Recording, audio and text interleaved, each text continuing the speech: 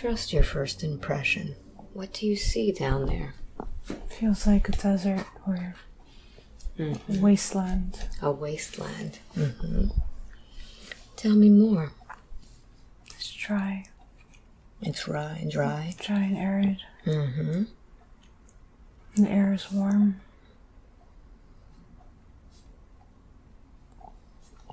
Is it daytime or nighttime? It's daytime. Daytime. It feels western. Look down and see if you can see your feet. Feels like cowboy boots. Cowboy boots. Do you feel male? Yes. How old do you feel there, approximately? Young or old? Young, like mid-30s. Mid-30s. So now that you've seen that you have boots, see what else you have on. What else are you wearing or carrying? Some bluish pants and like a holster or a hipster. There's a pistol. Beigey button-down shirt and leather vest or waistcoat. And a kind of fabric tied around my neck, like a scarf or a bandana type. And I have a beige type cowboy hat, but it's not. It's kind of rounded. It's not oval. I think I have red hair, some freckles, but I'm tan. Been in the sun a lot. And what do you imagine you're doing there in this place? I think I'm looking, I'm surveying, watching, protecting. I think I have a badge. Take a look. It's a star, star shape, with rounded like balls on the points of the star. Yes. Like Marshal. A marshal. Marshal. And as a marshal, what do you think that you're protecting there? Town. A town. A town behind me. And it's not very big. It's a smaller town. Maybe a transient. People pass through. And do you feel that something is happening now, or that it's pretty quiet? It's pretty quiet. It's peaceful. Peaceful. Very good. So I'd like you to now close that scene. Close it in your mind, and let's go to the place where you live in this place. See yourself in front of your home. What does it look like? I see the prison. Like it's not very big. There's no walls. It's jail cells, bars in the back. There's a desk on the left and the front, and a cabinet on the right side with guns. And some chairs and a smaller desk. Is this place where you work and sleep? I spent a lot of time here. Okay. A lot of time. Do you feel that you have a family? No. You're by yourself? Yes. So let's find out the story of why you're here. What goes on in this place?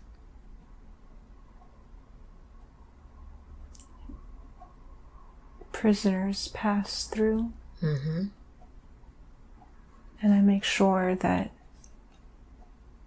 their connections are not disturbed. They move on. I ensure that they don't escape. Okay. So they're brought to you? They are brought, yes. and I watch over them until they're to move on. It's a far place out. Mm-hmm. It's a long journey to get to a major city. So it's like a holding place. Yes. For another connection. Yes. Mm-hmm. Are there any prisoners there now? No, it's empty. Mm-hmm. I feel like I see a woman, but she's not a prisoner. Let's find out who this woman is. Connect with her. Sarah. Mm-hmm. Who is Sarah? She's nothing significant, but I hope that she might be. Mm-hmm. She's wearing she's got to come for money because she's really dressed fine. Mm-hmm. And pink and or purple.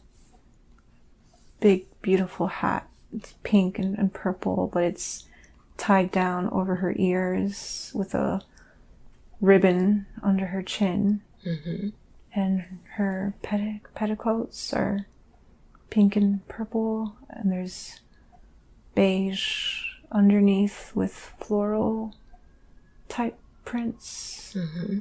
And she's got pointy shoes, but they're like, they have heels and they have buttons all the way up. Mm-hmm. About quarter calf. And you can see these under her dress? Her dress is held up. Maybe she's holding it up to walk. Mm-hmm.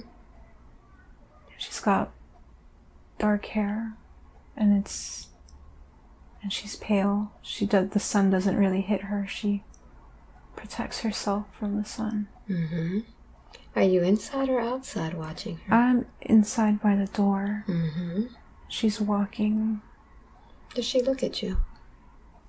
She knows I'm there, but she's not really noticing me. And she walks past. Mm-hmm. What do they call you there? Michael. Michael is your name? Michael. Mm-hmm. If I say the name Michael, does it resonate with you? Michael Samson. Michael Samson. Mm-hmm. That's your whole name? Michael Arthur Samson. Okay. And Michael, what year is this? 1748. 1748. Mm-hmm. No. 8.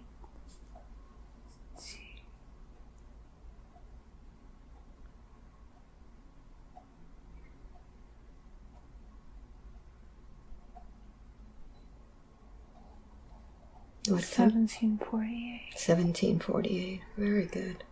Very good. So, Michael, let's go to another day in your life when something is happening, something important is happening. There's an Indian Mm-hmm. on a horse, painted horse. It's white with brown spots. And he's sitting tall. Mm-hmm. And he's got a headband on with some feathers sticking out the back. He's higher up. He's not the chief. Mm-hmm. He's a warrior with great respect. He's got a paw or handprint on his chest. Mm-hmm. And he's got a bow and arrow over his body. And he's wearing hide pants that are sewn together with leather cordage on the sides. Where is this Indian? Outside the town. Mm-hmm. Are you watching him? I am. He's sitting on his horse, and I'm standing next to mine. Mm-hmm. What do you get from him? There's no aggression, but a possibility, possible warning. Mm-hmm. What is he warning you about? Something may come, something may happen. Mm-hmm. Something from the white man may happen. We're not friends, but we have great mutual respect for each other. Almost like secret allies. Mm-hmm. I've respected him and his tribe and his people. And they appreciate my distance and my humbleness. I'm very humble. Mm-hmm. And they see great strength in that. And they acknowledge that if there is a white man to be within their proximity, they are glad that it's a white man of my character and stature. Mm-hmm. They respect that in you. They do. Mm-hmm. And they've seen possibly other white men of high position mm-hmm.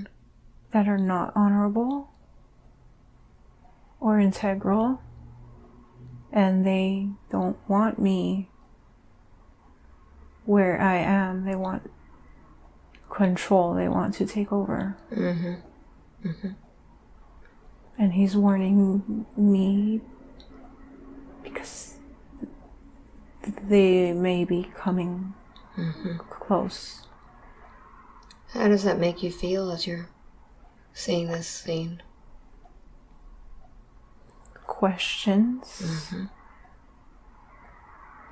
Who, why, what have I done? But it's not me. It's not personal.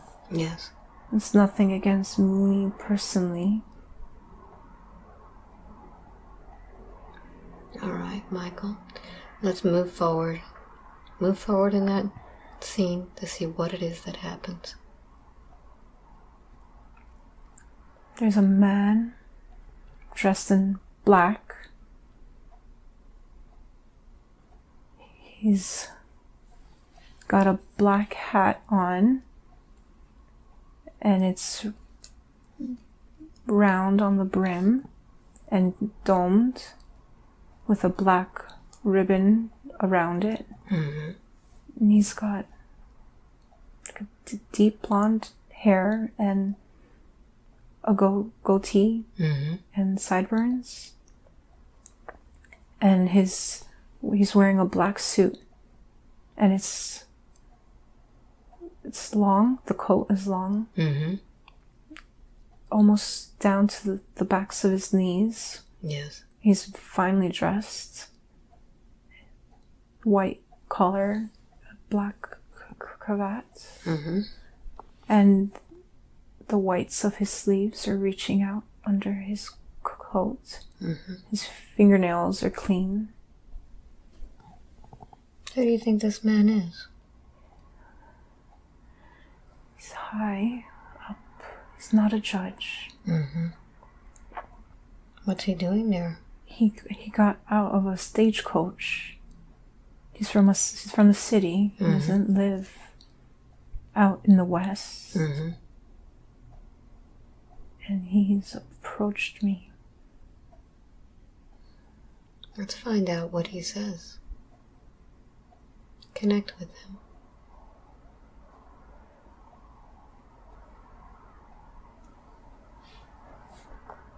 I think he's trying to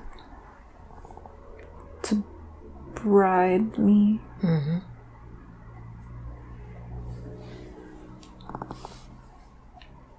For what? Something. Gold may pass. Gold. Bars of gold. Mm-hmm. And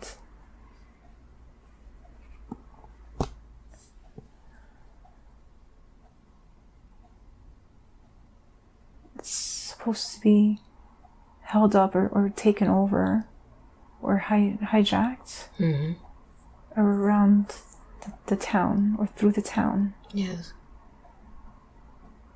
And I'm supposed to turn a blind eye to it, and I will get a bar of gold and many other opportunities will come my way if I do this.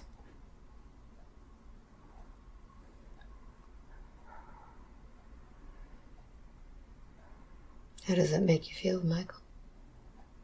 My gut is tight and clenched. But I'm weary because he's putting on a nice facade of someone who's looking out for me, but there's an undertone, an undercurrent of danger and anger, and I feel that I have to make him feel like I am appeasing him, but I want to be true to myself and my nature of doing what's right. But I'm aware that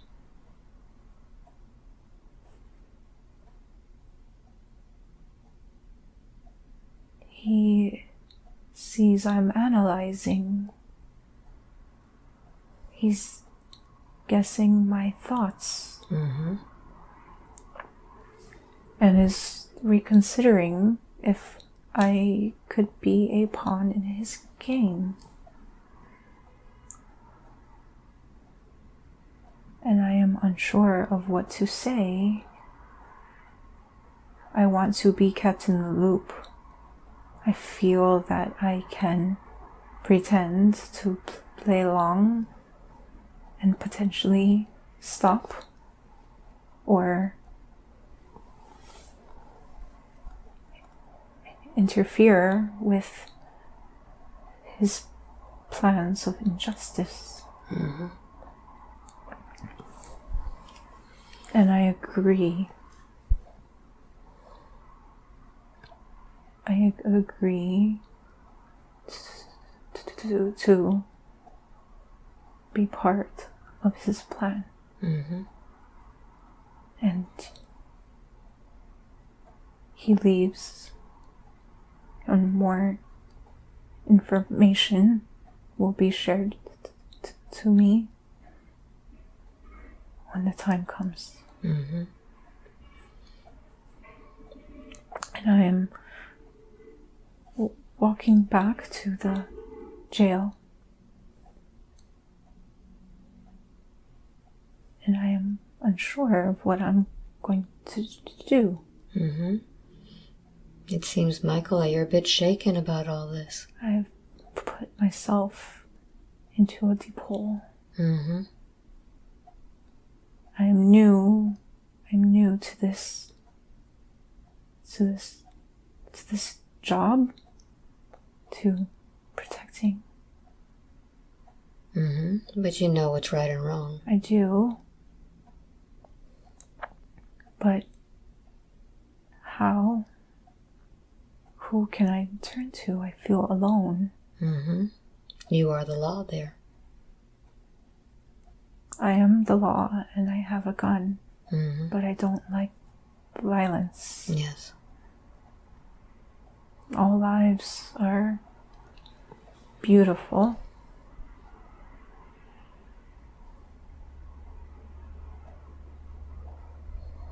All right, Michael. Let's close this scene and let's go ahead to that important scene of when this happens. Be there now.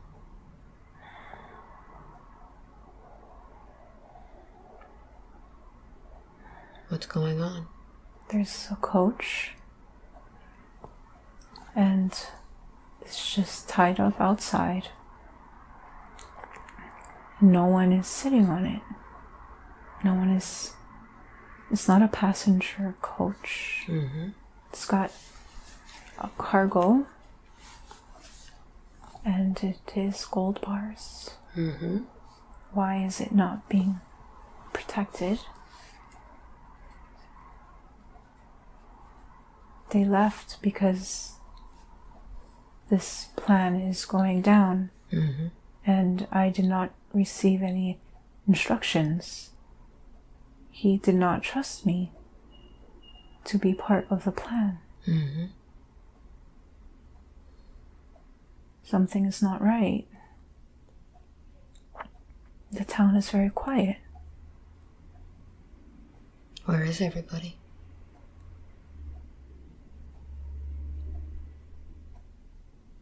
Nobody is around. They're all inside. Is that unusual? Yes. I take out my gun. I don't know what's happening. I feel scared. No. I feel anxious. I'm guarded. I'm looking around. A man walks out of a saloon with a tall rifle. He has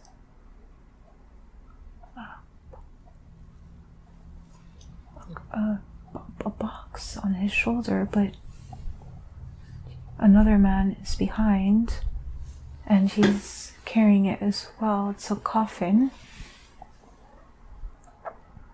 And they are walking.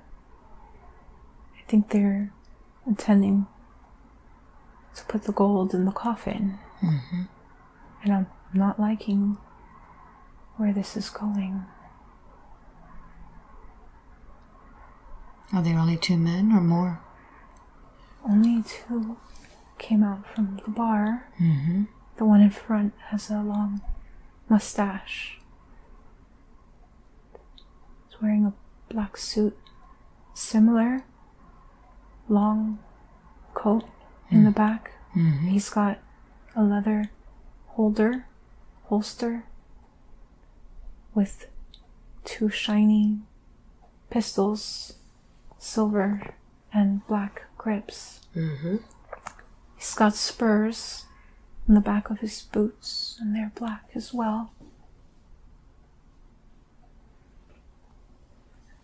They're walking towards the coach with the gold.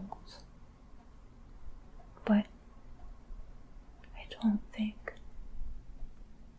the coffin is meant for the gold. I'm hiding.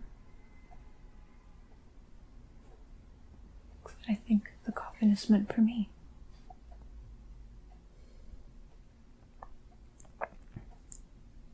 They put it down next to the gold to taunt, tease if I try to come close to stop them. They're intending for me to know that they will kill me and put me in the coffin.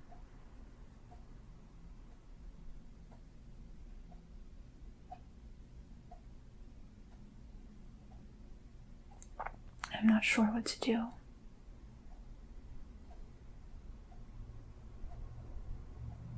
And I keep seeing Sarah, the corner of my eye. I think her father is the man who had approached me. Do you feel betrayed? No, because we never officially connected. She was the only woman She was a woman from out of town, Okay. different, Mm-hmm. which is what drew my attention to her. Okay. So what happens next, Michael? I think I let them take the gold, but I'm regretting it. And I'm wanting to ride my horse. I'm on my horse. It's brown. Mm-hmm. Brown horse with brown hair. And I'm going after them. And I'm going after them alone. And they're going pretty fast. They didn't unload the gold, they just took the coach. Mm-hmm. And there's some, not mountains, like structures, like a rock, very large rock structures. And they are going around the right side. And I figure I can go around the left side and cut them off in front. Do they know that you're following them? I have a suspicion that they might know that I'm following them. And I'm racing on the horse to try and get around to the other side. And I meet them there at the same time.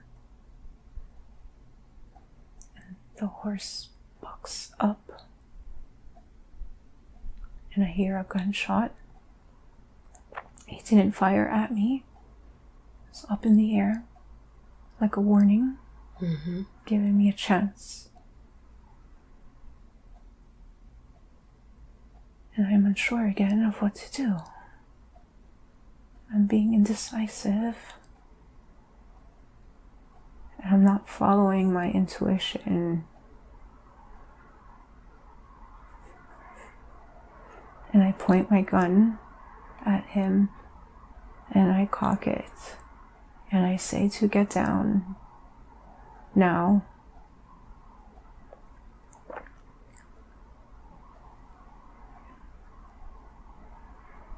And he does, with his hands up, but I know there's a second person, and I feel that a rifle is being pointed towards me, and I am shot, and I fall off my horse. I am hit in my shoulder, my left shoulder, and I'm on my back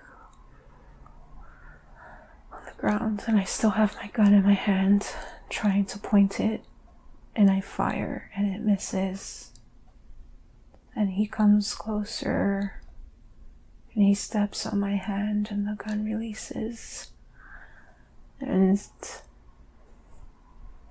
he spits on me.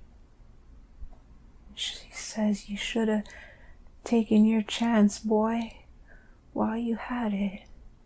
You done mess up real good."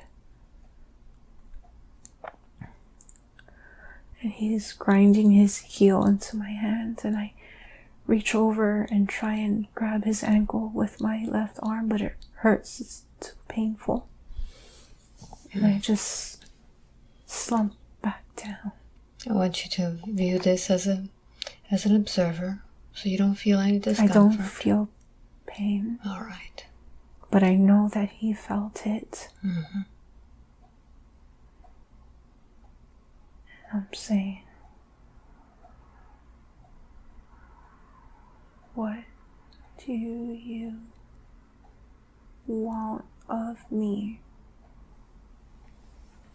I can't let you do this. It's too late now. You should have asked that question a long time ago. He pulls out a pistol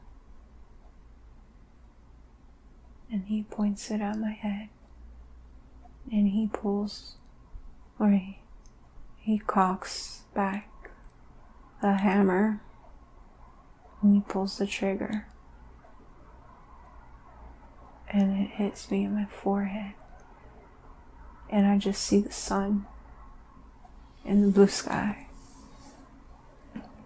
And I feel the dryness on my lips. And my breath leaves. As you transition out of that body now, Michael, leave that body behind. Feel that peace of allowing that body to release. And as you transition out, I want you to look at that life. Every life has a purpose. What was the purpose of that life?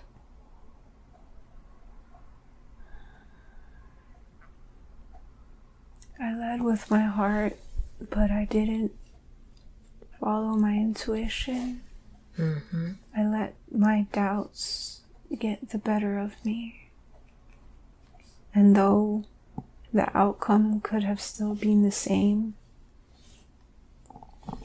I would have embraced accepting my heart and intuition as my guides. Mm-hmm.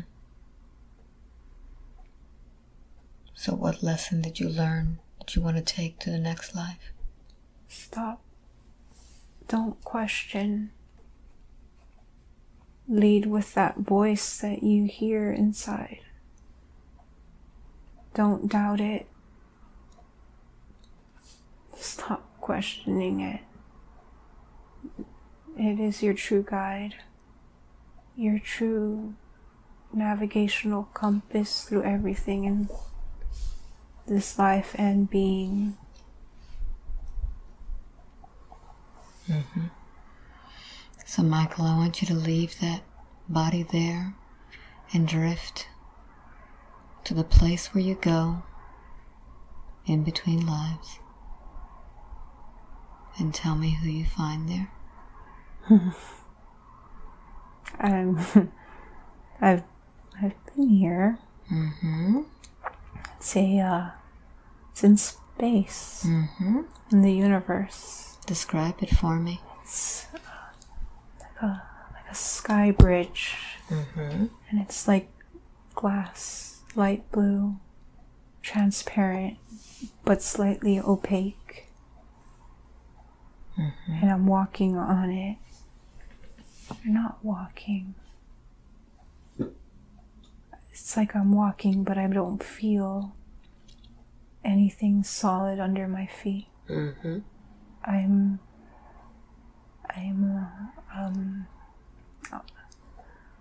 light blue. I'm transparent. Mm-hmm. I have a body, but it's not solid. Mm-hmm. It's a light blue body. A light blue body. Mm-hmm. And there's a platform that is connected and some big arches, and they're all the same, all this glass-like blue glass. Mm-hmm. So what's in this place? I go up some 3 steps, Mm-hmm. and I enter a dome with arches for doorways. Very high arches, similar to the St. Louis Arch. Mm-hmm. And I walk through, and though it's enclosed, you can see the universe for the roof. Mm-hmm. And there's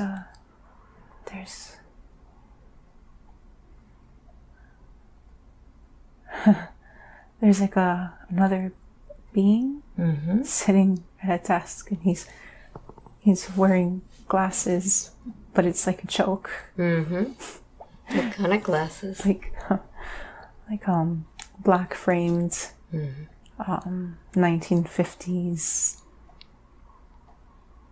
like military issue glasses, but he doesn't have eyeballs. He's wearing a white coat, almost like a medical student or doctor. Mm-hmm. But it's just It's a joke. He's a jokester. Mm-hmm. And who is this? He's a greeter. Mm-hmm. He's telling me to go. He just to the right, but he's not speaking. Mm-hmm. And I walk around and I enter a corridor, and the universe is everywhere. And I walk around this corridor and I turn into an opening, and there's like another desk with three. There's 3 people at this desk? 3 beings. Mm-hmm. What do these beings look like? Like me. Mm-hmm. Blue? Blue.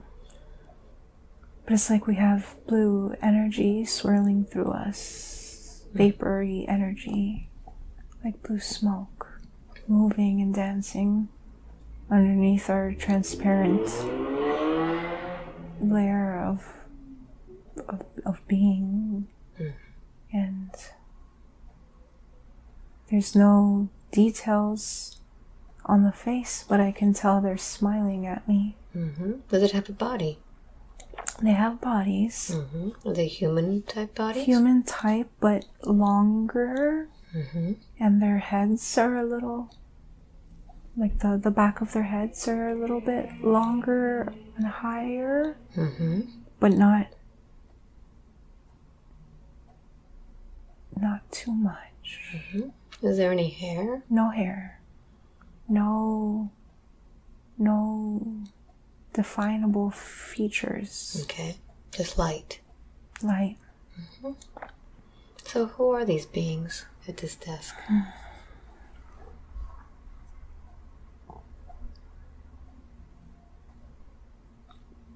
I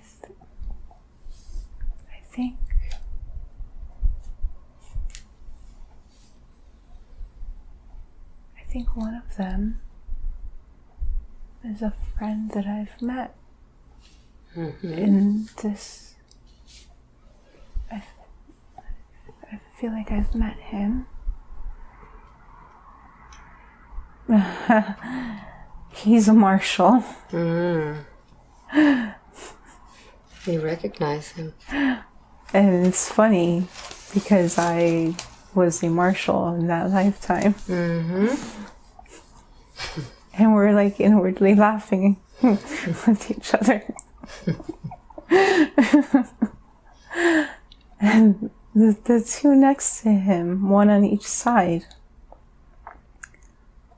I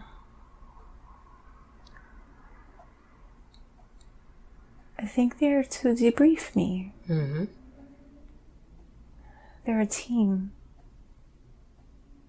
They work together. So let's find out what this debriefing is all about. What happens? How do I feel my mission went?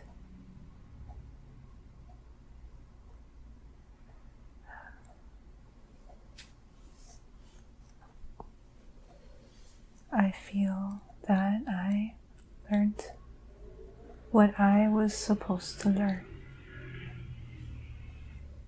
Even though I learned it in my last breaths of physical being, I feel like I don't carry any regrets with me. I lived a peaceful life,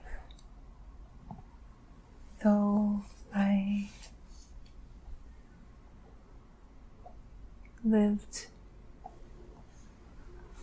with a lot of decisions not being made because I doubted myself, because I was thinking of the outcome too much, thinking about the future possible outcome and trying to make a decision based on having a controlled outcome instead of following my intuition in that moment. And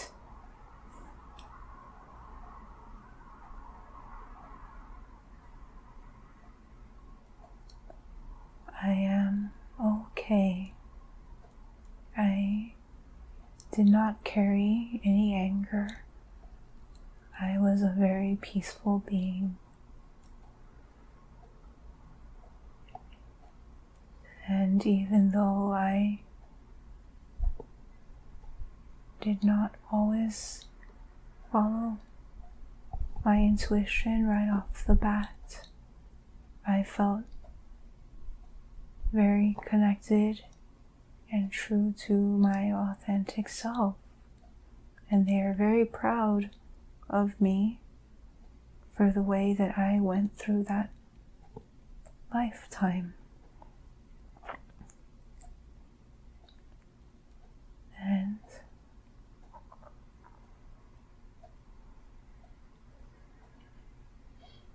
what happens now?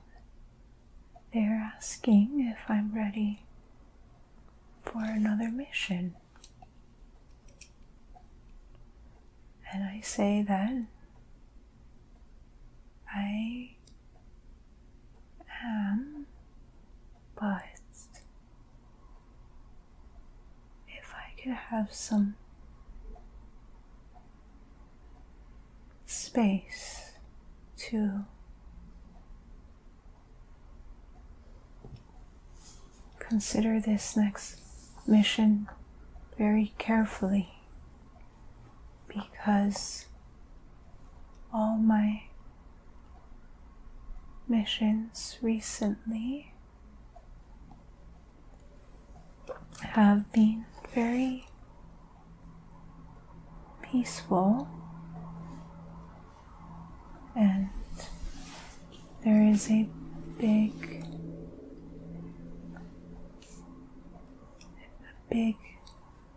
set of experiences to come,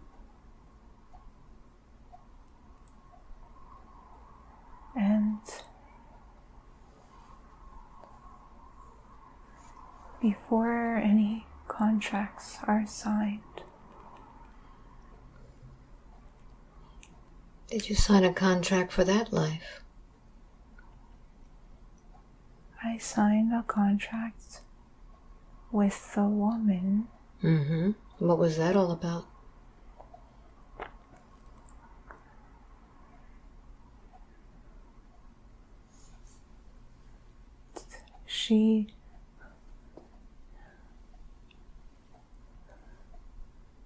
She was put there to try and sway me and sway my honor, integrity, to try and be a distraction. Mm-hmm.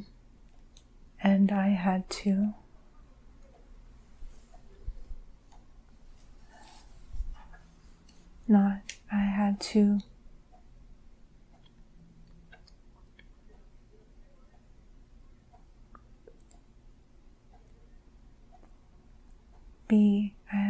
learn to separate. Mm-hmm. Separate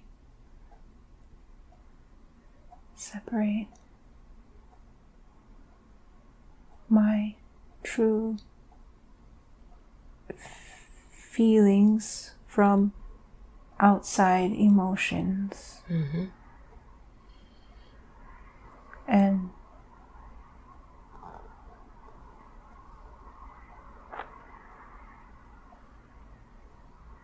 do you feel you succeeded? I did. Mm-hmm. Did you make any other contracts? No. What about the men who killed you? Have you known them before? The one that shot me. Mm-hmm.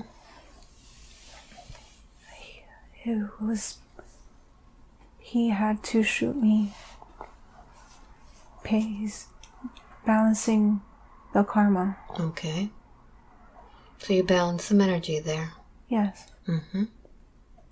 Very good. So what happens now after this review? Where do you go? You say you want some space. I am in a... It feels like a room, but it feels like a balcony. Mm-hmm. And I am gazing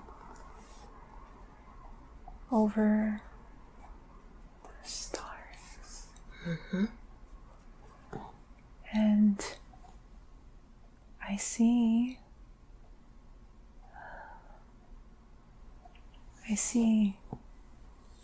stars that feel familiar to me. Are you from any of these stars? Somewhere by the constellation of Orion. Mm-hmm. This is your origin? This is where most of my time, when I am not traveling, is spent, or time before in preparation for the traveling.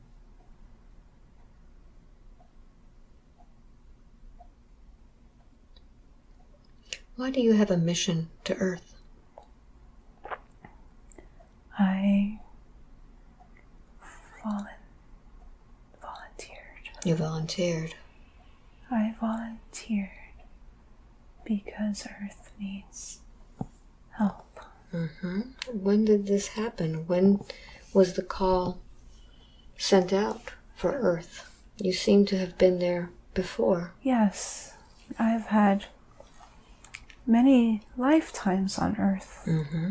Only on Earth. Only on Earth. And those lifetimes are all preparing me. For what? For the biggest mission that I have on Earth. Which is what? Which is to help illuminate the darkness that is descending on the planet. Mm-hmm. And every lifetime that I've had are experiences that I am to embrace, so that when I am in the lifetime where the darkness needs to be lifted the most, I will be able to recall upon those ingrained experiences or knowledge or wisdom, whatever it is to be called. Mm-hmm. I can pull upon it and carry it with me.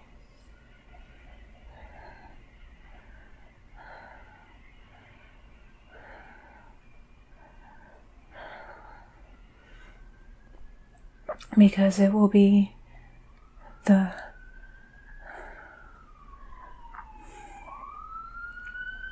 the toughest, but the most pivotal lifetime for me to be present in for my mission. Mm-hmm. And what is going to be happening on the Earth at that time? You said darkness. Darkness. What kind of darkness? Negative vibration. Mm-hmm. Who's causing this negative vibration? Frequencies being pulled back and forth. Mm-hmm. It's like a war between the light and the dark. Mm-hmm. The dark is being manifested by beings who are incarnated on Earth to try and maintain the blindness and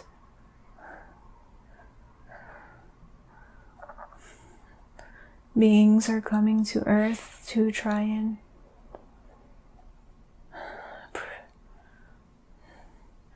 not prevent, to shed light and awaken human beings have choice. They have will and consciousness. And I am to help enlighten or shine light on the fact that choices can be made. Love is in and around everything. Love is strength, and to help those who feel that they do not have love, who are not loved,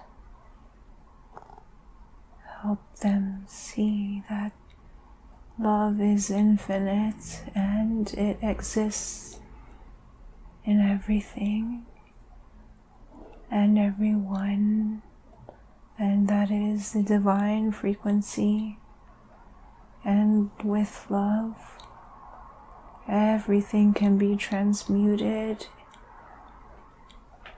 into its highest potential.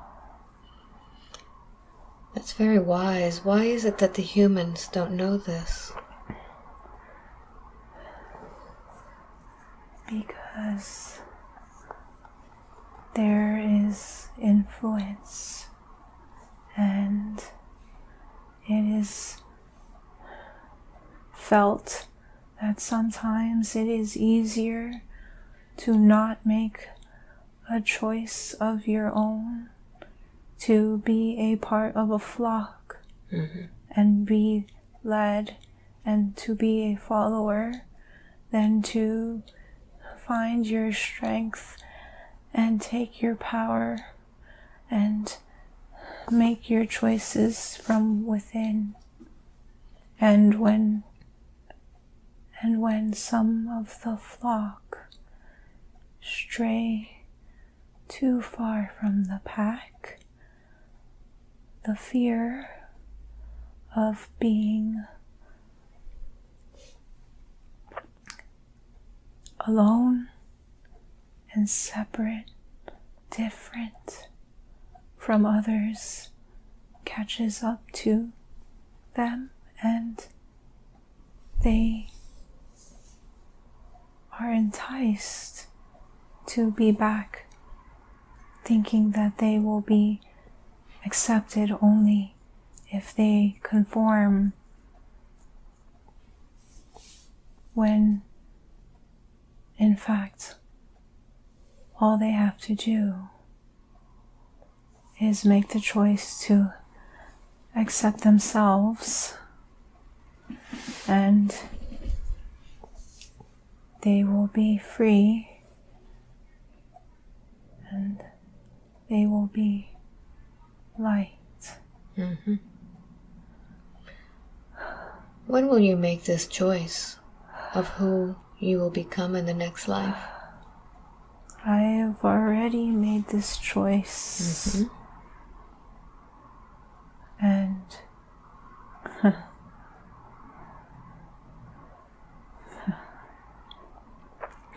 this next life is pivotal. Many people will have cataclysmic events that will lead them to their light. But in order for such a mass awakening, it has to be the lifetime of mass darkness. Mm-hmm. When you say cataclysms, are these cataclysms emotional or are they physical? They are a combination. Mm-hmm. They are cataclysms of a most powerful. They encompass multiple dimensions of feeling and being and experiences. Mm-hmm. They have to have the deepest impact in order to break free. Mm-hmm. And have the brightest light. How do you choose the family in which you're going to be born? It is a family that resonated with me. Mm-hmm. Someone from the family I encountered in a previous lifetime. Mm-hmm.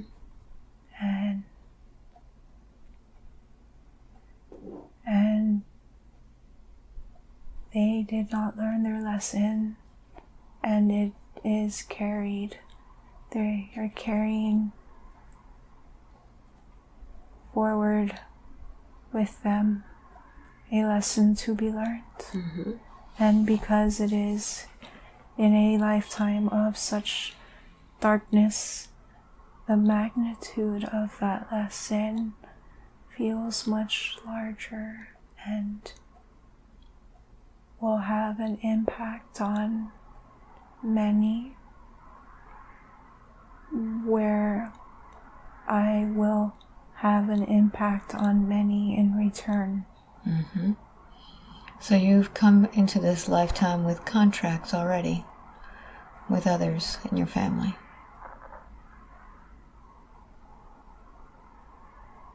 Family, yes. Mm-hmm. What family have you chosen for this next lifetime? Who will it be? It is the lifetime that she is living in now. Mm-hmm. So do you consider yourself to be her higher self? Yes. Okay. Would you allow me to ask you some questions that she brought today? Yes. Mm-hmm. She feels that her purpose in life is to help spread a lot of light, awaken, spread love. She wants to know if she's on the right path. She is now. Mm-hmm.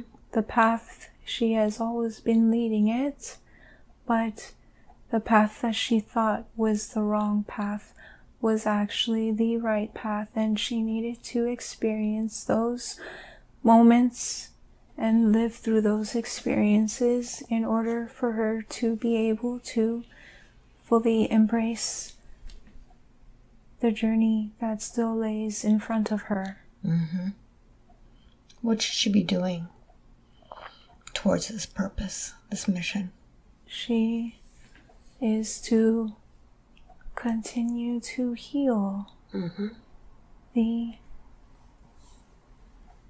scars that she accumulated early in that lifetime. Mm-hmm. And continue to embrace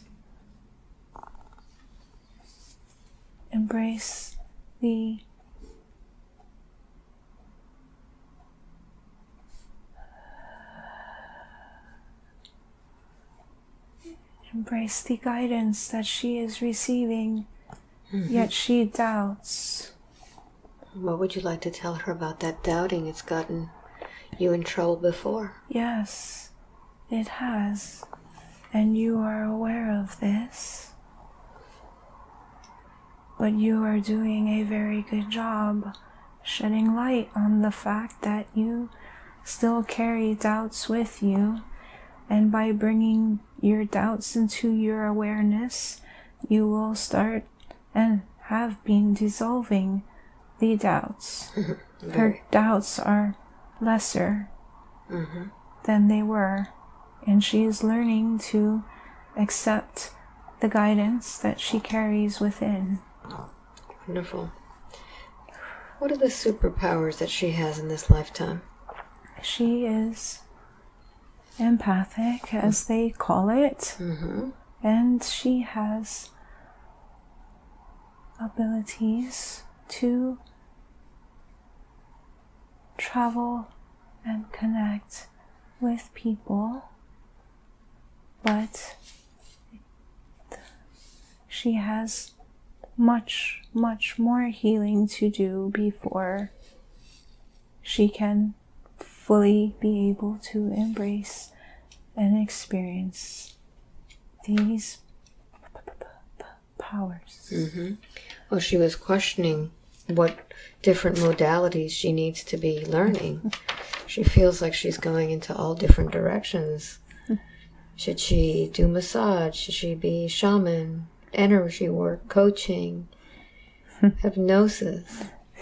This is amusing because she knows the answers to this, but she doubts herself, which is why she keeps asking the question.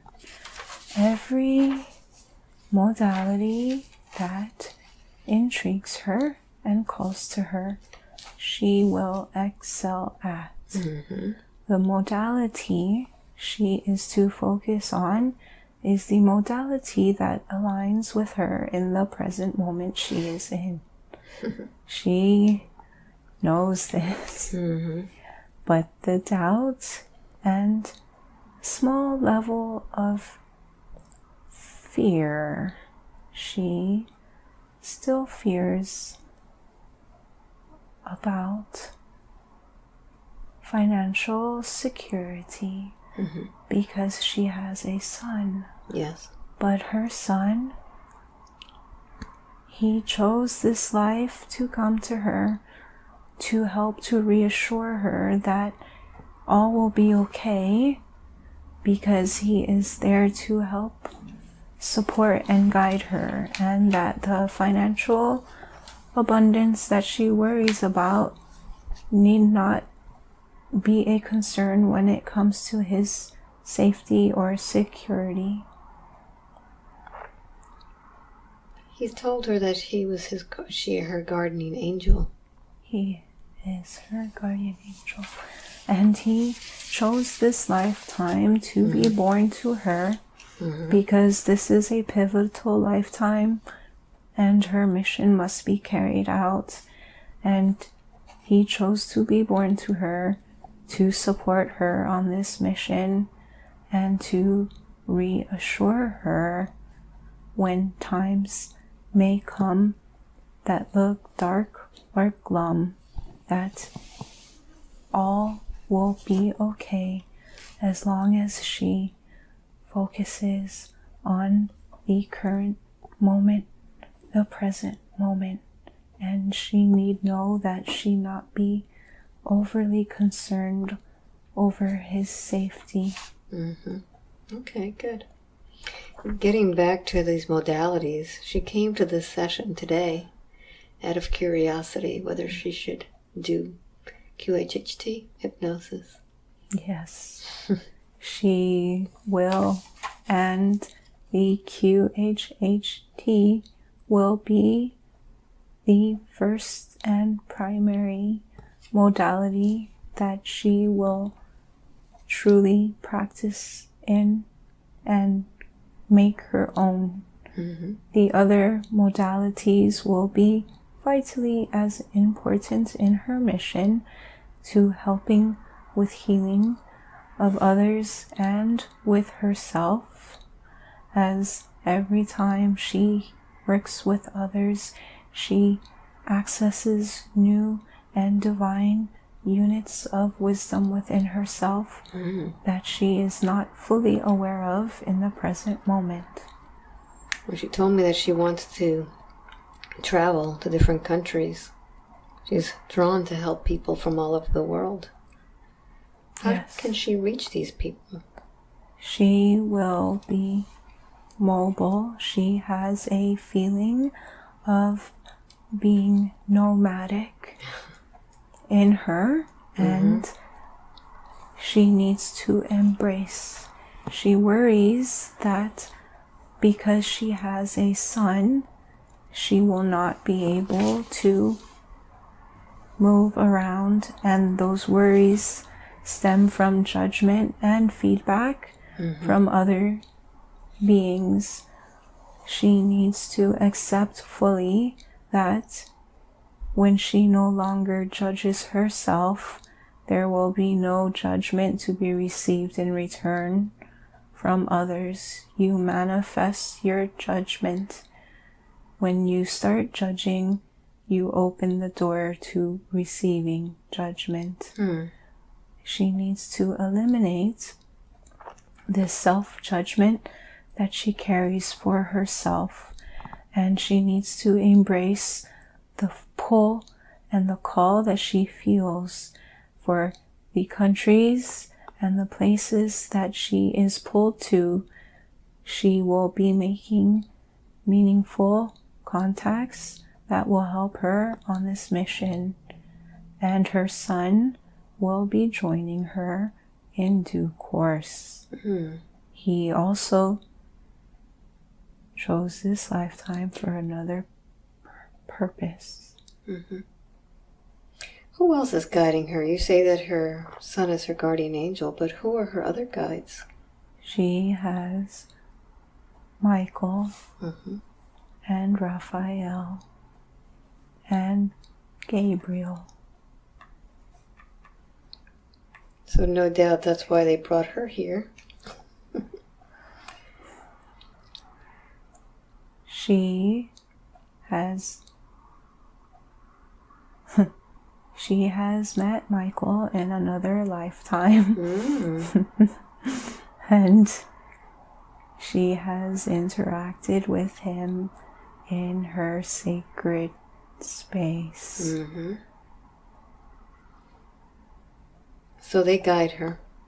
How can she connect with them even more? She wants to have more connection with them besides the plant medicine.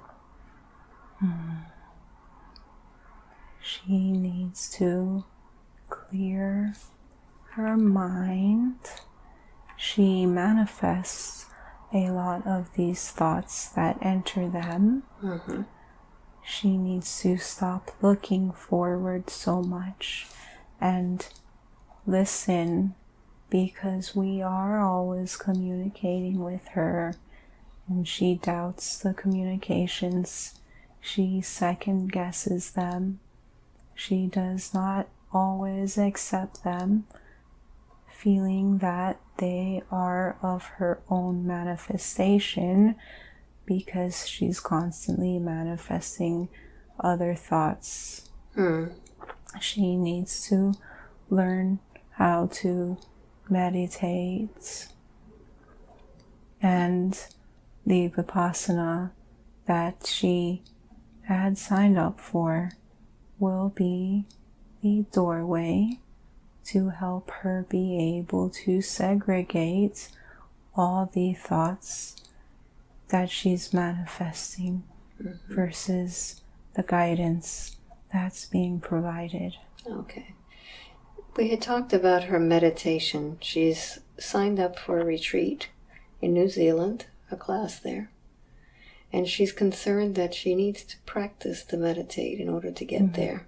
No. Tell her about that. She needs to focus now on her physical being. It has gone through much damage.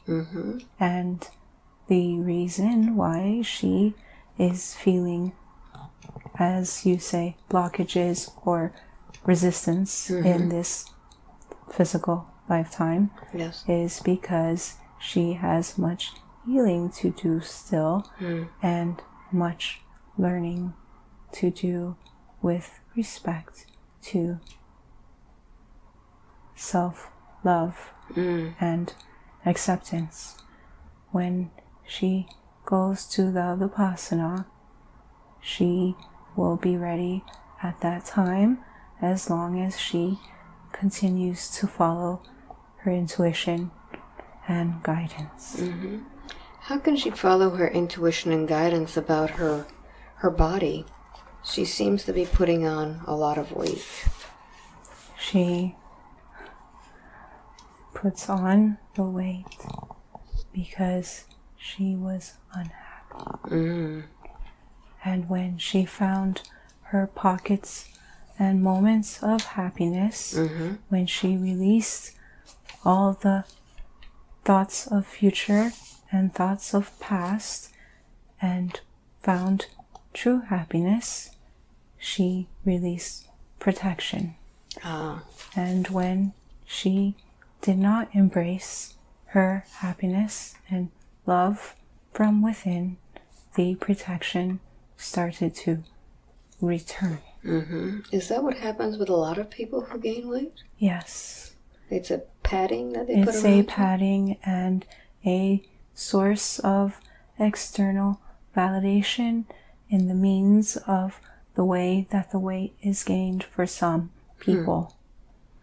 And for many others, it is a source of protection that they hide behind. They remove themselves from environments because of the judgment of the way that they look from the walls that they have put up. So the key to losing weight and being at the optimal, I guess, weight or look for your body is really to focus on your happiness? To focus on your happiness and to connect in nature and to ground yourself. Grounding is of the utmost importance, and to nourish your physical container appropriately. What would she be eating? She should be consuming more water. She has struggled with this since her return from her journeys. She should be eating more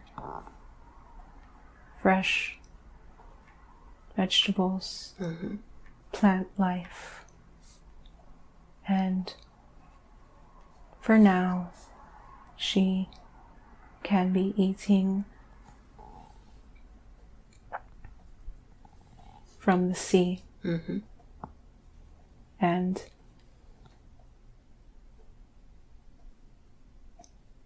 at times, eggs, when her body tells her that it is needed. She is going through a shift, a physical shift, where at some point she will not need to rely on the proteins from animals, but it is a transitionary process. Okay.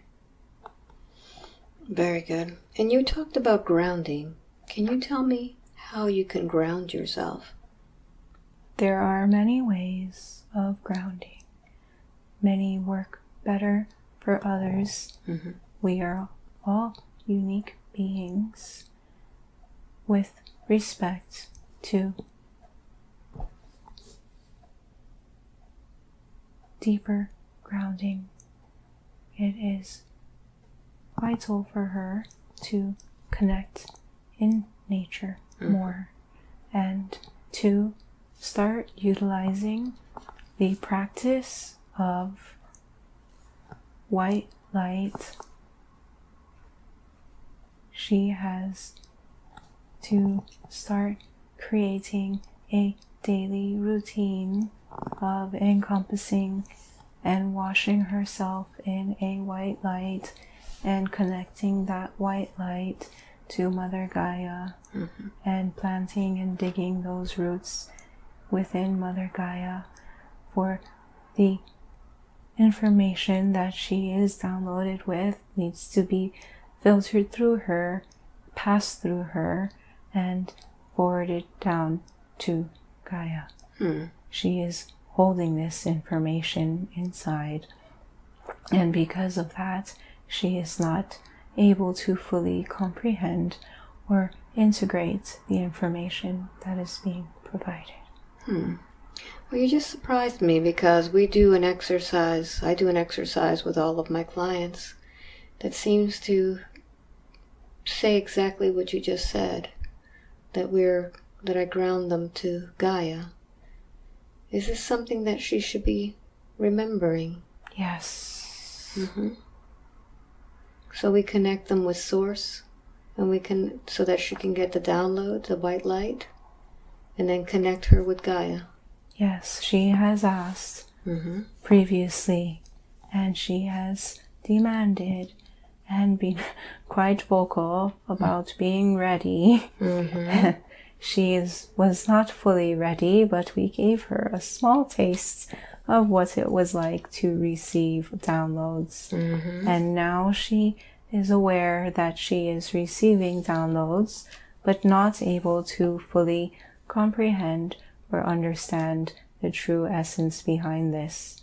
And with the practice of grounding to Mother Gaia, while she is in her being, she will start to unravel and unfold the information and have it integrated into her being. Wonderful. That validates a lot for me, too. Apparently somebody downloaded that information to me, too. Many are receiving these downloads. I never knew. Can we talk about her relationships? I know that you had talked about her making contracts with people before she came into this lifetime. What was her contract with her sister? Her contract with her sister. She passed away so early. Was to learn strength and support and stability, but to learn as well that she needs to honor herself first and put herself first. She needs to have strength and stability for herself primarily, for if she does not, she will crumble and she will not be able to help guide others into the light. She has to learn that she needs to take care of her emotional, physical, spiritual vessel in order to be able to help others. Does Stephanie have any messages for her today? She is with peace and happiness. And though she may have doubted the type of sisterhood and relationship that she may have had with her, that she was a sister that she enjoyed her physical time with in this physical lifetime, and that she is very proud of the work that she is doing, and that she is always here to help. Very good. So she can call on her if she needs her help. Now she is ready. Now she will be able to call on her. Where was she that she couldn't help before? She was doing healing of her own, but the healing had finished and she was waiting for the right time. And she will meet with her again in what human terms would be considered soon. but now is not the right moment. Okay, very good. It seems that everyone is looking for their soulmate, their twin soul. Will she meet hers in this life? There is a high possibility that she will. However, she is not to be distracted by this and needs to focus on her mission. And if she continues to focus on her mission, her connection will be made. Will it be someone like her that's on the same mission? Yes. Okay. I've encountered quite a few people recently that have been awakening, and they seem to be almost separating themselves from partners. They're kind of going on their own, not wanting to face the drama of being in a relationship. Is this something that's happening with light workers? Many are awakening to the fact that they have formed codependent attachments to others, and they cannot truly and authentically step into their divine beings while they have formed attachments. And these attachments are not what would be considered healthy for the vibration. We need to ensure that vibrations are being raised, and when one is attached to another being who is on a different vibrational frequency, they at times may lower or heighten their vibration because of this. However, due to the age of the darkness, there is much lower vibrations across, and those who are awakening are starting to detach themselves and realizing that each of us beings have to raise our own vibrations individually. We cannot attach ourselves and maintain attachments, for your vibration cannot rise when this occurs, and other vibrations need to rise in order to help shift. How can we shift the planet?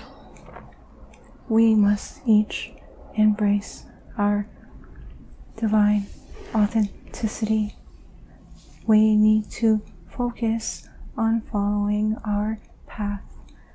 The more we lead in our own love and light, the more the wake of love and light expands around us. We are like a drop in the bucket, but the ripple will continue to grow. And by leading by example, other beings will see and not judge. They will understand that the divine being that you are is the divine being that they are seeing. When you lead by example, you are not living in a act. You are not living behind or under a facade.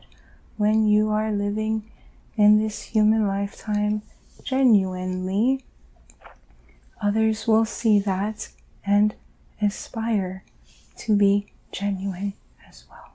Wonderful. And this is something that Jackie wants to do, I'm sure. Many want to do this. Many are afraid. And as they see, so when they see someone doing something genuinely loving and lifting the vibrations, does that allow their vibration to be raised also? They experience momentary rises in their vibrations. However, unless they do the work on themselves, they will not be able to maintain the level of vibration they had experienced. They will feel the vibration and they will feel the love and the warmth and the goodness and the light. However, it is each individual's own mission and journey to unfold and uncover the layers of negative and lower vibrations that they have acquired. And until they do this, they will not be able to maintain or raise a higher vibration. Well, that's quite a job for all these volunteers to do. It is quite a job, but they are all more than capable. How many are these volunteers around? There are many, many, many, many, and more are coming. Okay, are these the new children? There are many names for the volunteers that come, and there will be many beings who will come who are awaiting for us to continue to spread the light and love so that they can move and make a forward shift. Is there any possibility of beings from other star systems or other planets to visit the Earth to help raise the vibration? Is that a plan in place? Or are we not ready for that yet? There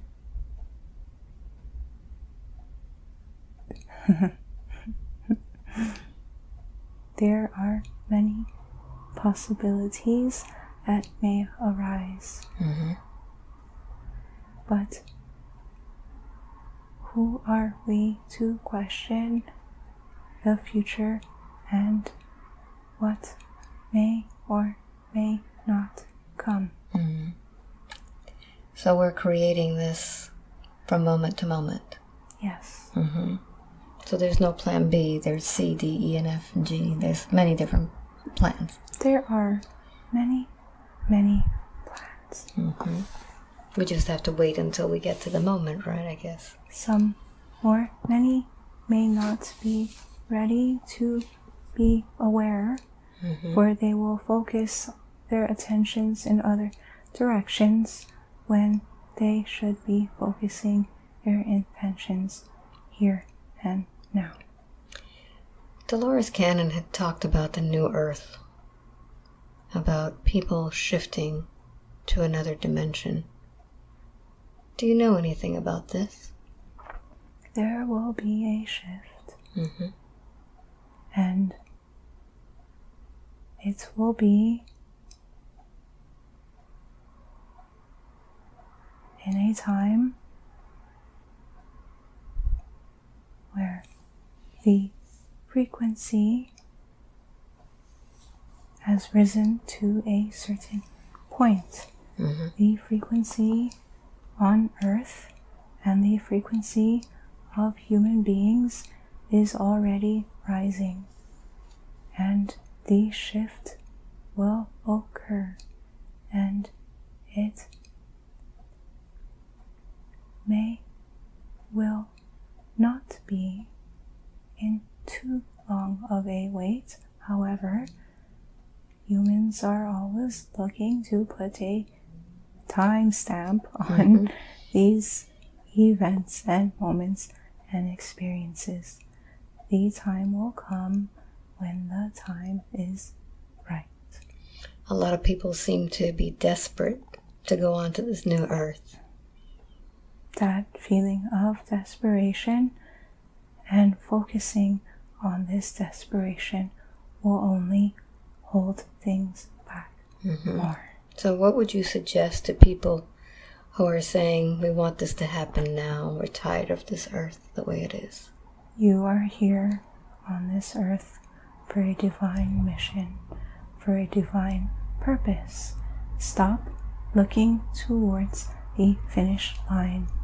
There is much beauty and learning and many experiences to be had on this journey. Stop and smell the roses. That is an experience in its own.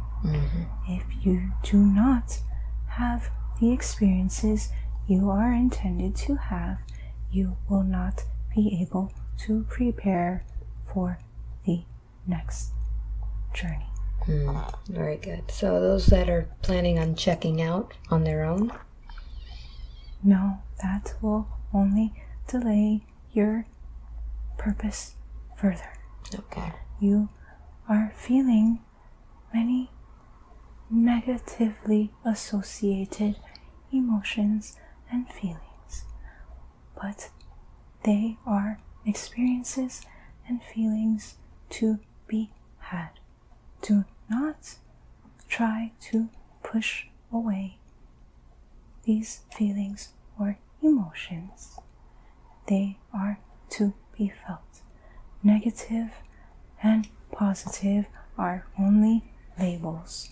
When you take away the labels, when you take away the names that have been given to things, then there is no bad or no good. Everything is an experience to be had.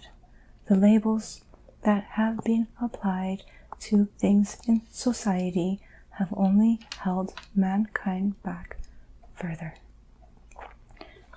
Very good.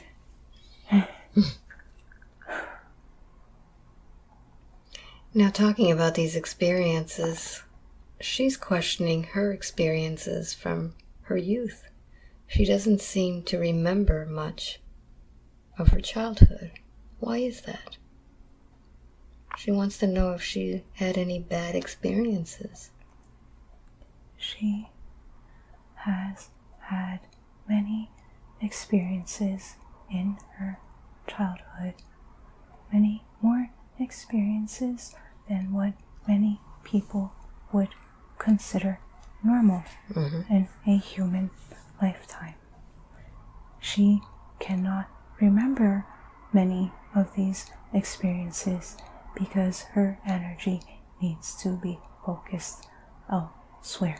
Her experiences in the past, her choices in the past do not define her. She has the ability and the will to make a choice in the present moment now to lead her. So basically you're saying don't focus on the past, it's not important. That is correct. Focus only on what's happening now and what's ahead of you. That is correct. Okay. She says that she's very sleepy all the time. What's going on with her body? There are two reasons behind this.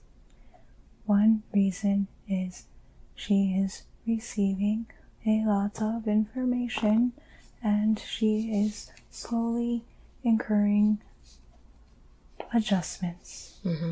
And she is also being very stationary in her day-to-day in what she had called work. And when the body is not in movement, it affects the other levels of being as well. Once she starts becoming more active in the activities that she is desiring, her level of energy will increase. But it is also very important that she continues to work on her grounding. Okay, good. Could you do a body scan on her and tell me if you find anything in her body that we need to work on health-wise?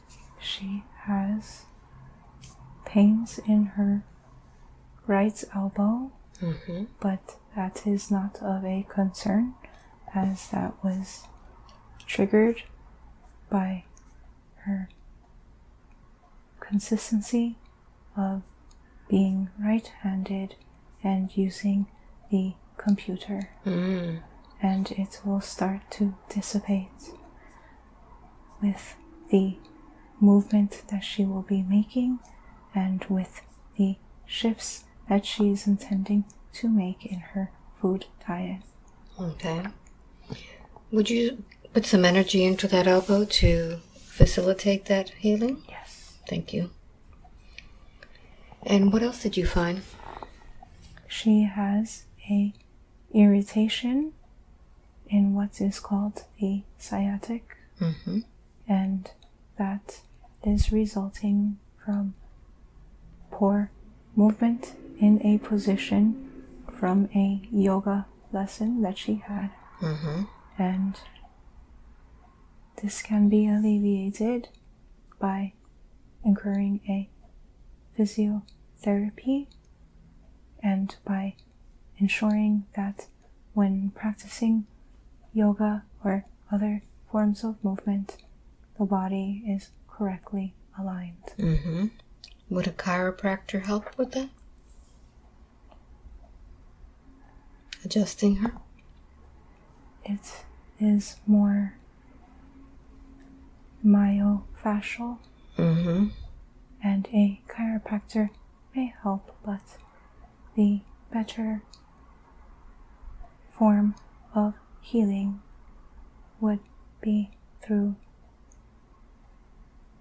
movements and myofascial massage.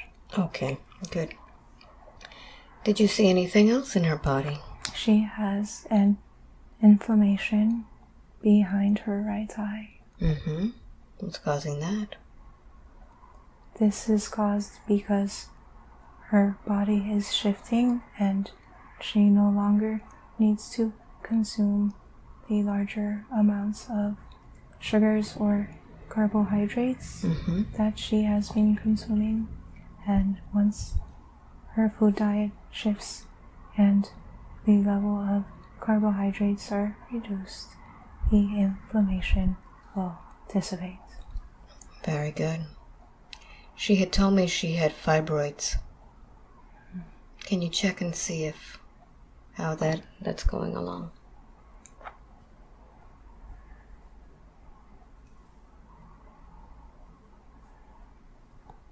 There are no fibroids. No fibroids. What was causing those? There were factors that combined to cause them.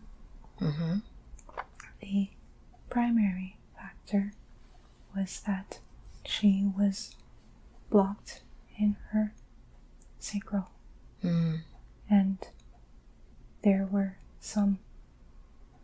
was a history of food choices that did not benefit as well. Okay. However, she has done much work on clearing the blockage in the chakra, and it is no longer there. Wonderful. Are all her chakras performing as they should? The heart chakra is blocked. Why is that? She has had recent interactions with her partner, the father of her child, and though she is working on unconditional love and no judgment, she blocked her chakra out of protection. Does she need that protection now? No, she does not. Can we clear that for her? Yes, we can. Thank you. Let me know when you're done.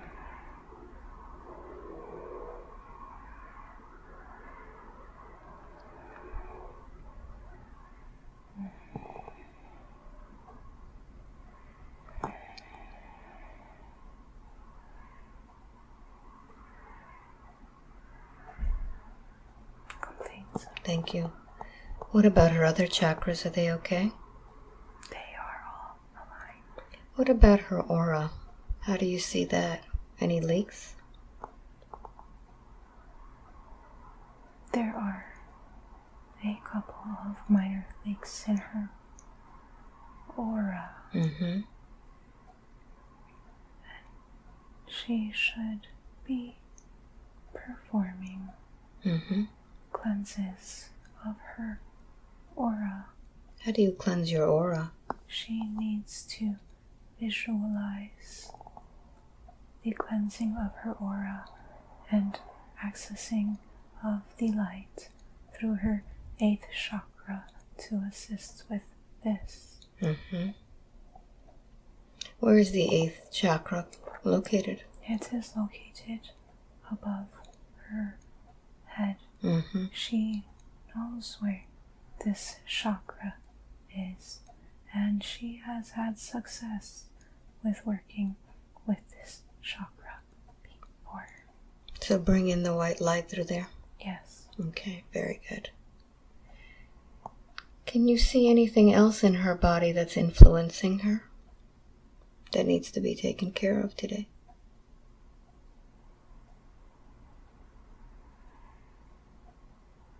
She's worked with plant medicine before. Has she been protected while she works with it?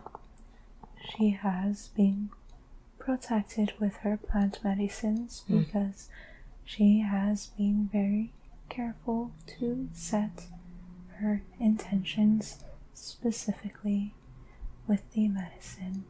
She acts as an observer in the medicine ceremony, and she does not invite in any outside beings. Very good. What happens if you don't protect yourself during these ceremonies? You open yourself to the possibility of an entity or being attaching itself to a vulnerability or a weakness within yourself. Mm-hmm. We have the power to say no. Okay. Is anybody that she knows affected by these beings? Yes. How can she help? There are a couple options that she can follow or use to help. However, unless the being or person is willing to help themselves and to be helped, she will not be able to help guide them. The free will. Yes. Okay. Very good. Is there anything that I didn't ask that I should have asked today that you would like to tell her? You have asked wonderful questions and filling in the gaps where she did not think to ask. And she is doing a very wonderful job, and to continue to embrace all that is being provided to her. The opportunities are all in front. Do not question them as you may, and open your arms and continue to walk in your path of light with love in your heart and trust. As she likes to say, this is not a belief, this is her reality. And as long as she keeps walking in her reality, her mission will be fulfilled with love and light in her heart and being. Very good. Is there a message that you would like to give to anybody else, to the world? This is a time where there can be much doubt resonating from within. However, we are our own divine navigational compasses. We know what and where we need to go. We know everything, and all is already divinely within us. Think for yourself. Think with your being. We were not intended to be cookie cutter. We were not intended to be the same. We are all divinely unique beings. We all divinely hold unique skills and opportunities for us to experience. We are all one, and we are all connected, and we all see ourselves in each other. Lead your life with love and compassion and forgiveness. There is many, many more things that can be said. However, these are things that you already know deep down divinely within yourself. Listen to your heart. Thank you. Thank you. Thank you for a mind-blowing session. Thank you for the opportunity.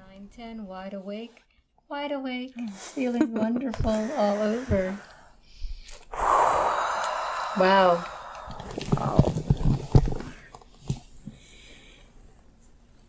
Wow. Oh my gosh. Tell me what it was like on your side. It was mind-blowing on mine. Wow, that was incredible. Tell me. It was like the words were coming out, but oh man. How was that past life? That was so intense. Wow. You were like detailed. I felt so peaceful. Did you? I felt so incredibly peaceful, and the connection that you had with the Indian. Oh man. I mean, it was the Indian. Yeah. He was warning you that there was something going on. And then being shot.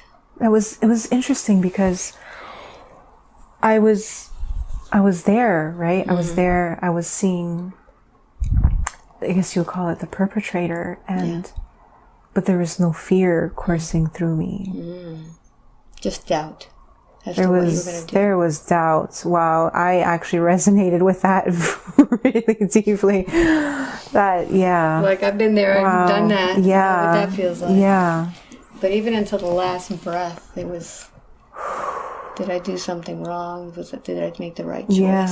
Yeah. And then your travel. That was amazing. What did it look like? Oh man, that was incredible. When you said the universe, I just saw like the stars, like the cosmos, like everything, and this like glass, like a glass walkway that was like you could like almost see through it, and it was like a bridge, like it was bridging from somewhere else that I didn't even look to see, and it was floating. There was like nothing holding it up, and it went off into like this massive platform, and it's like a dome like structure that had like these high arches, like, and you would go into it, and the dude with the glasses. The glasses.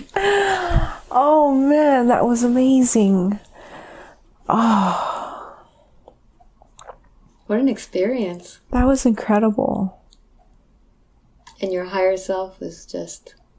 I felt like it was just waiting to come out. Yeah. Like, it felt like it's been trying to like communicate with me, and I just haven't been accepting it. Like, I've been doubting. It feels like I've communicated with it before, and I would second guess or doubt what it was.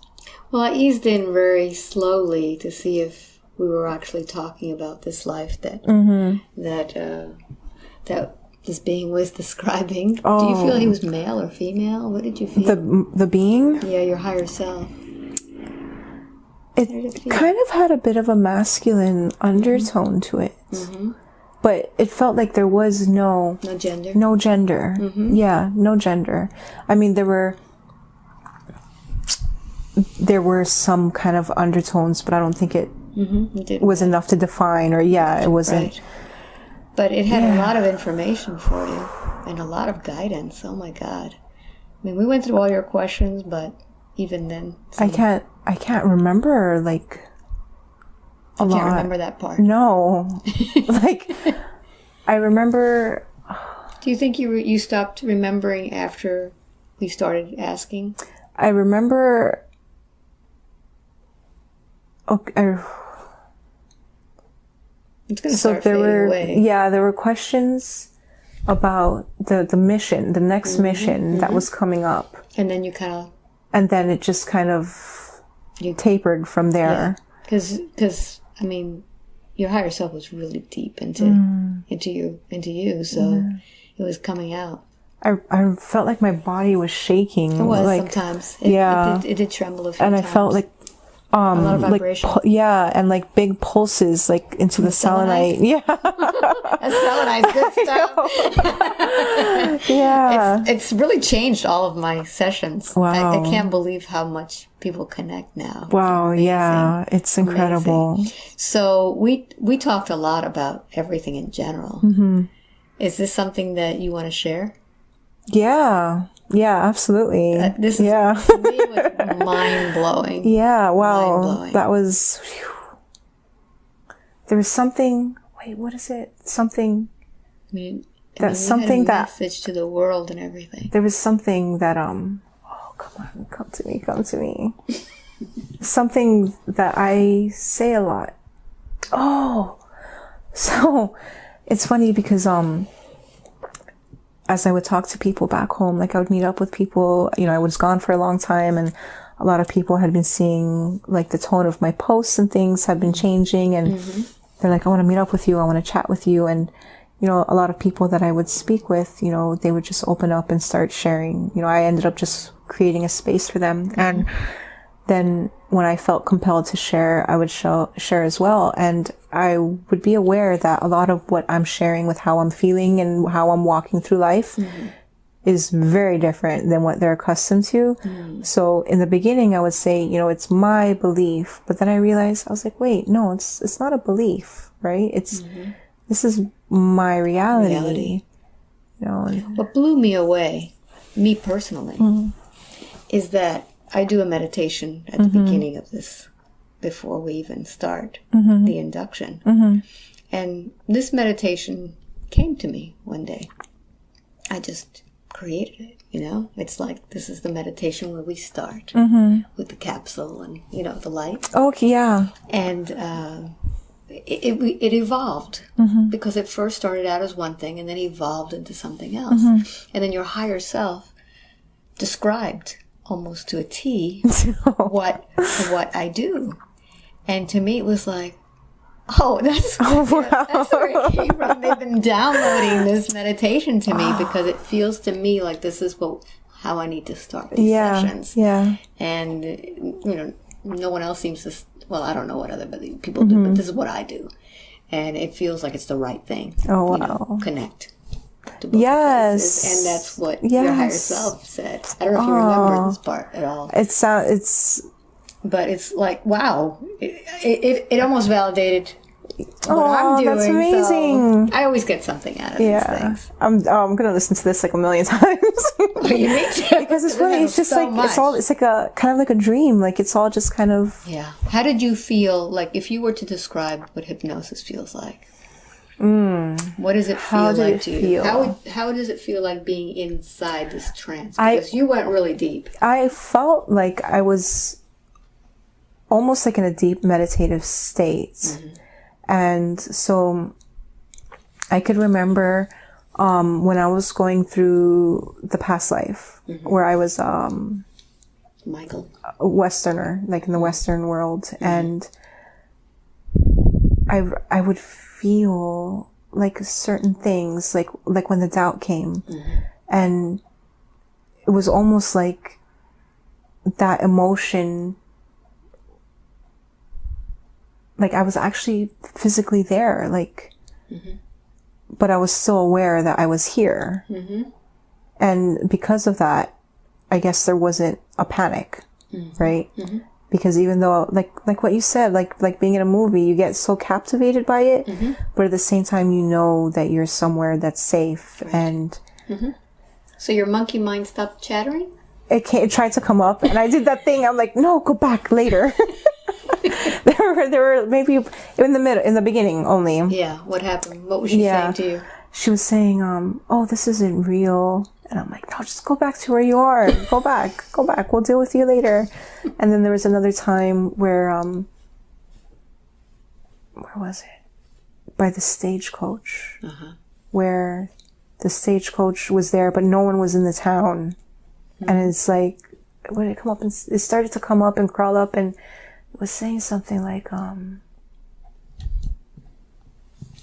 you just imagining this? And I was like, would you please go back? Would you please go back? I'm in the middle of something here. But I felt it. Literally, it felt like it went to like the corner of like the left side of my brain. Well, they like to creep up, you know. Yeah, it just came out of nowhere. And tell you, oh, you were imagining the whole thing. Because most people who go into hypnosis and they talk to me, they'll say, that was a waste of my time. I was making it all up.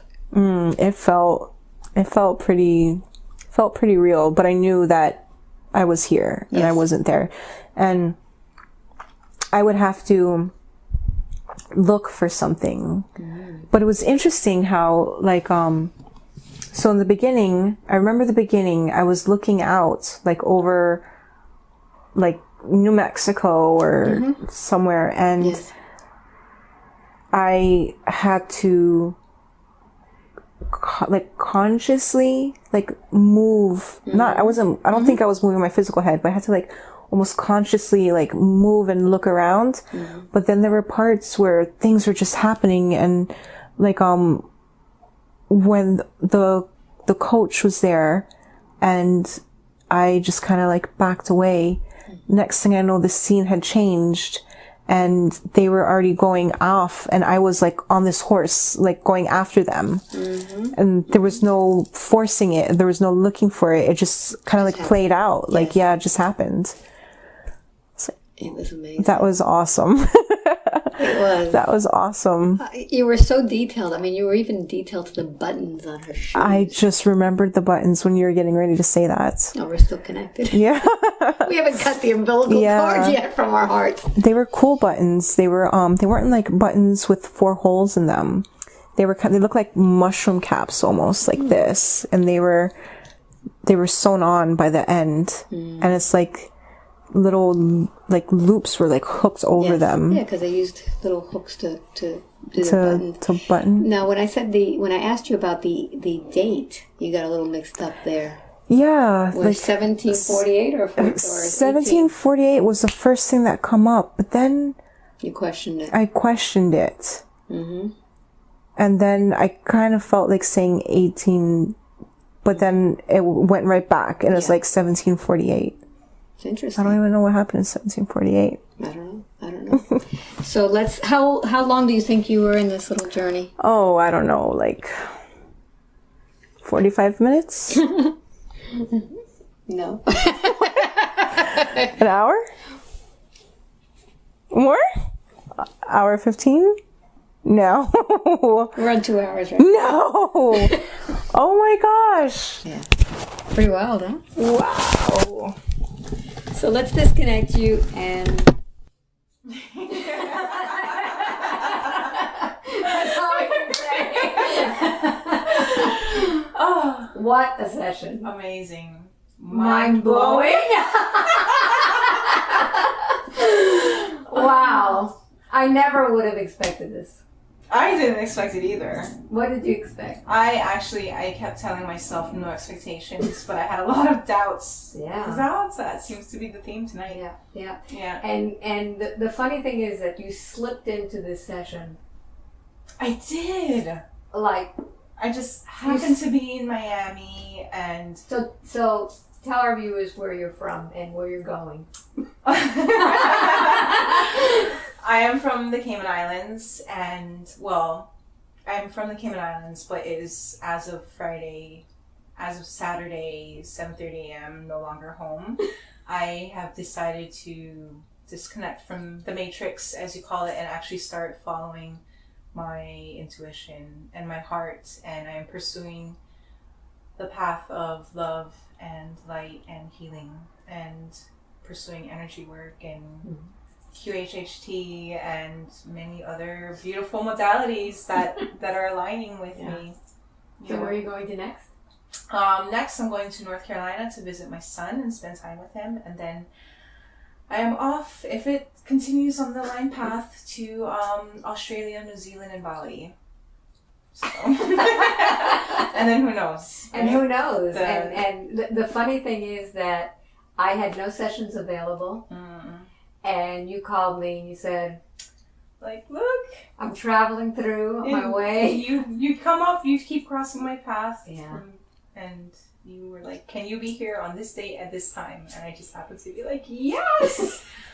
And I am so glad I followed my intuition. I'm so glad. It was like, I'm watching this session and just, my mouth is just hanging open the whole time. It was incredible how I looked at so many other practitioners to go to, and none of them resonated. Well, and you did. And we're pretty much on the same path, really. We are. You know? And I think there are many people who are on this path as well. Yes. And they just need to step into it. And when I was listening to your higher self, I was thinking, everybody out there, this is for them. This is not for you. This is for everybody out there, because they were really talking about everybody else, about waking up and following your intuition, and because we're all one. We are all one, and this is very new to me. This is very, very new to me. Like, I'm just a few months into this. Oh my God. Like, it just blows my mind. Like, the infinite possibilities. Yeah, it's infinite. It's really, whatever the mind can conceive, really. That's really and beyond. And beyond. And beyond. And we're just like, just scraping the surface. Yeah. So, do you recommend this to others? Absolutely. I absolutely recommend this to others, but the intention has to be there. It has to be there. You can't just come out of curiosity, I think. You have to really set an intention. Before you started, you set a really strong intention. Oh, yeah. Tell everybody how you set this intention. So I had this glass of beautifully infused crystal essence water. Yeah, from Alba. With shungite. And amethyst. and a bunch of other stones that are in my filtered water. And as I was holding this glass, I held it over my heart chakra, over my heart space, and I opened love to it. And as I opened love to it, every word that I said with my intention, I felt it to my core. It's like the words came out from inside and they poured into this beautiful elixir. And as I drank it, I was conscious and aware of every sip, every gulp, every drop that was going down. And it just infused me. Water is powerful. Water is powerful, and we need to drink a lot more of it. Yes, and told. We need to drink clean water. Clean water. Coming from Cayman, fluoride is not added to our water. And coming here and drinking water from the refrigerator, I was like, whoa, this does not taste like water. No. And that's why I have my own filter, and I've put all the stones in there. And as soon as you put the stones, it just totally changes. It charges and and the water is so soft. It is incredibly soft. I mean, I drank almost the whole thing. The whole thing. It's like so soft going down. It goes down so easily. Isn't it nice? It's like the elixir of life. It is. Yeah. It is. So if you want a session with me here in Miami, albaweinman.com, and same as Jackie did, just sign up, and we'll be seeing each other soon. Okay. See you soon. Give me a big hug. It was a great session. Thank you. Excellent. Oh, thank you so much.